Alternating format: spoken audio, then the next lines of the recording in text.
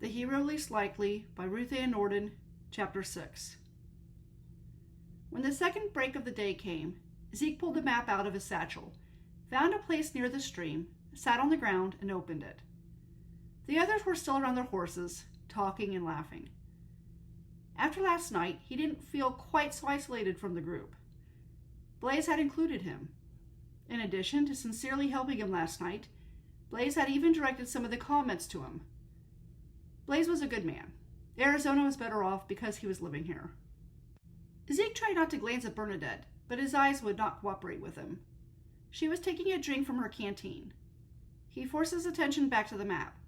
Traveling on horseback was slower than going by train, but fortunately for him and Blaze, the path to Quartzsite could only be taken by horse or by foot. That slowed Lee and Wilson down. At their current pace, they should make the entire journey from the canyon to the Quartzsite in 10 days, give or take a day or two. Staying in town last night hadn't helped, but then Lee and Wilson would probably visit a saloon or a brothel. After hearing about outlaws for most of his life from his uncle, it seemed like outlaws enjoyed those two things the most when they weren't breaking the law. Someone approached him. Thinking it was Blaze, he looked up from the map. To his surprise, it was Bernadette.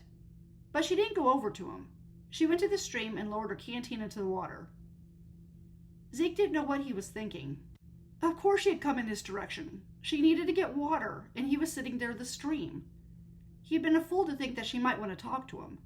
She had Blaze, and Blaze was far more witty and charming than he was. Not to mention the physical traits Blaze possessed that Zeke could only hope for. Zeke forced his gaze back to the map. He had to pretend not to notice the awkward silence that passed between them. It didn't help that she was so pretty. Without meaning to, his gaze returned to her. She wasn't looking at him. She was concentrating on her canteen. She had taken her bonnet off. A barrette had the sides of her hair pulled back, but the rest of her hair fell just past her shoulders. The sunlight framed her golden hair in a way that only accentuated her beauty. Blaze was a fool for letting her remain single.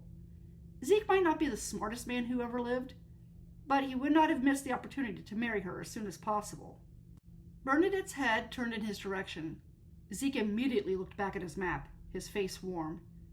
She hadn't noticed him watching her, had she? Bernadette capped her canteen and walked over to him. Zeke gulped.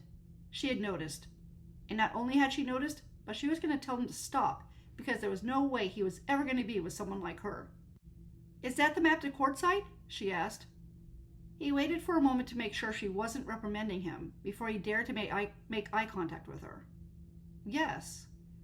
Before she could ask him why he was in charge of the map, he added, Blaze said I could carry it. I know. Blaze told us that you're good with a map.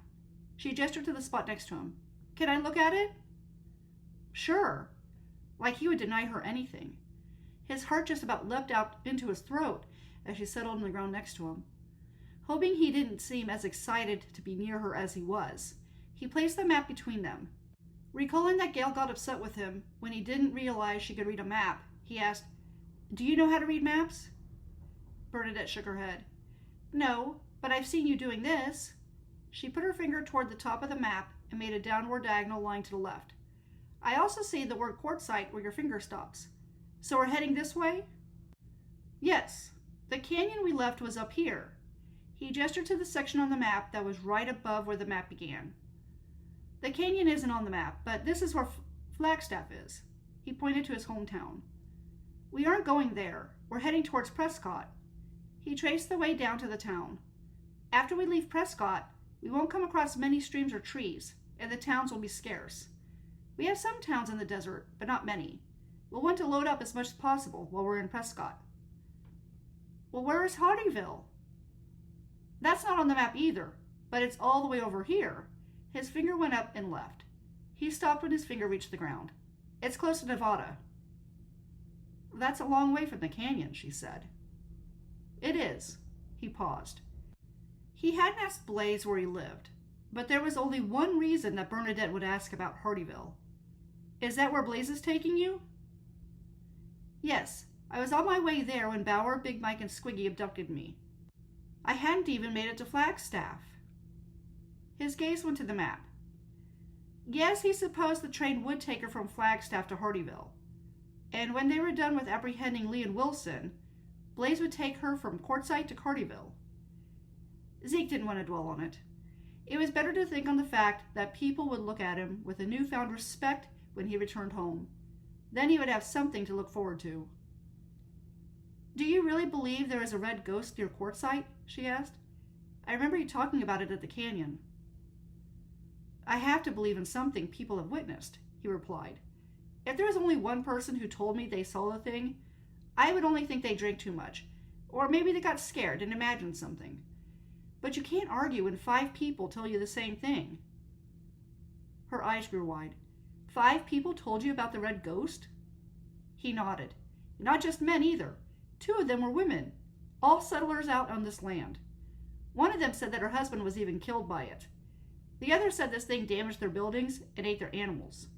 All kinds of critters can get into crops, but it takes a beast to get to the animals, destroy buildings, and kill someone." "Well, if it's so dangerous, why are we out here?" "Someone needs to stop Lee and Wilson." Noting the worried look on her face, he gestured to her betrothed. "We have Blaze. You saw what he did at the canyon. If anyone can protect us against the red ghost, it's him." She turned her gaze back to him, not hiding her surprise. "You are depending on Blaze to protect us?" Recalling her views on the way that he handled things at the canyon, he pointed out, "You don't believe I can save you from the red ghost, do you?" She paused. "If this thing is that awful, I don't think anyone can protect us from it. Blaze might be able to manage some feats, but even he has his limits." One would think that, but after learning about everything Blaze had been faced with during his life, Zeke wondered if Blaze had any weaknesses. "I don't think there's a limit to anything that Blaze can do." "Really?" "Yes, really. Why does that surprise you?" "Because you spent a good portion of your time arguing that he didn't do much at the canyon." His face warmed at the reminder. He could argue her point, he supposed, but what good would it do? At the time, he had thought getting to the hideout and then getting her out of harm's way before the bullets started flying counted for something. After finding out the others thought his attempts were pitiful, he had realized that he was going to still have a long way from being a hero. But Blaze was going to change that for him. With Blaze's help, he was going to finally do something so great that everyone would have to look at him with respect. "I've got to know Blaze since then," he admitted. "As it turns out, he's nice. I can see why you're excited about marrying him. You two will do very well together." Her expression softened, and he wasn't sure what to make of the expression on her face. But that didn't matter, since the others came over to them. "How far are we from Prescott?" Blaze asked. Zeke studied the map. "If the horses hold up well, we can manage to get there in 3.5 days. Gale groaned. "That long?" "We don't want to push the horses too hard," Zeke pointed out. "Zeke's right," Blaze agreed. "Prescott is a good town to stop in for supplies. There isn't much from Prescott to Quartzsite. We should grab a few more canteens while we're at it. It's going to get hotter, and we won't be able to have access to water as easily as we do now." "All right," Blaze said, after a pause. "Let's get going. If we want to make it to Prescott in 3.5 days, we need to keep moving." Zeke quickly rolled up the map and stood up. Blaze held his hand out to help Bernadette to her feet, and Zeke noticed the way she hesitated. The hesitation was only for a second, but it was there all the same. Zeke's eyebrows furrowed. Well, that was strange. He was sure that she hadn't acted that way around Blaze before. So what had changed? "Are you ready, Zeke?" Lucas asked him. Zeke blinked, then hurried to get back to his horse. That evening, Bernadette broke off a piece of her biscuit. The campfire provided warmth and light. She didn't need it to feel safe. Blaze was there for that. But the excitement she was feeling whenever Blaze was sitting next to her had diminished quite a bit. Her gaze went to the spot where Zeke was sleeping. He had said that he wasn't hungry since he ate so much at lunch, and then he had set out his bedroll without another word.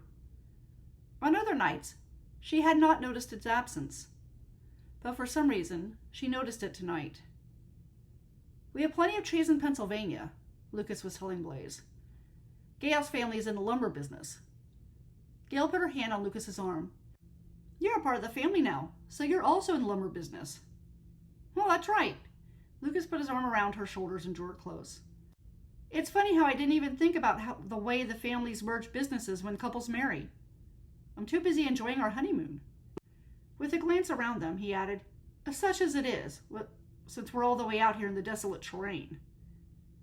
It doesn't matter where we are, as long as we're together, Gail replied. Bernadette caught the smile the two gave each other and felt a sting of envy prick her. She tried to convince herself that she and Blaze would have that kind of relationship after they had a chance to get to know each other better, but it bothered her that Blaze hadn't at least suggested they find a preacher. She kept telling herself that his focus on finding Lee and Wilson didn't mean that he wasn't interested in her, but her thinking about it all day long didn't work. She knew Zeke was interested in her. There was no denying the longing in his eyes whenever she caught him sneaking a peek in her direction. If only Blaze would look at her like that. Will you be going back to Pennsylvania after we get Lee and Wilson? Blaze asked Lucas and Gail. Bernadette already knew the answer. Gail was her father's only child, and Lucas was the only child their mother had left in Pennsylvania. The businesses their families built up needed them in order to keep operating. As she anticipated, Lucas said, Our lives aren't like yours, Blaze. Our families need us to keep our lumber and our steel plants going.